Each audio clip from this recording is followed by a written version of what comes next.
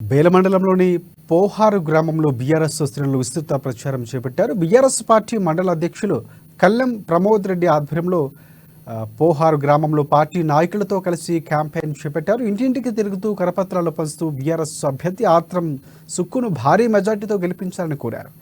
ఇక ఈ సందర్భంగా ఎంపీటీసీ కొడప అరుణ్ మాట్లాడుతూ ఎన్నికల ప్రచారంలో ప్రజల నుంచి అపూర్వ స్పందన లభిస్తుందని హర్షం వ్యక్తం చేశారు. కాంగ్రెస్ మోసపూరిత హామీలిచ్చి గద్దెనెక్కిందన్నారు. అటు బీజేపీ 10 సంవత్సరాల పాలనలో ప్రజలకు చేసిందేమీ లేదని ఆరోపించారు. ఇక రెండు పార్టీలు నమ్మొద్దని హితవు పలికారు.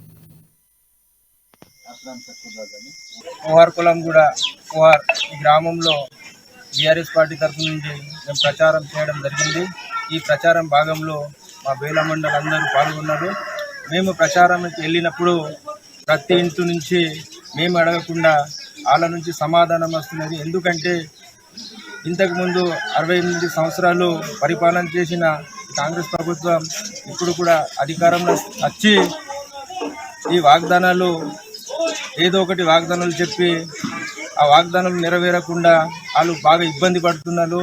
ఈసారి ఖచ్చితంగా ప్రతి ఇంటి నుంచి మీరు చెప్పకుండా మేమే వాళ్ళకు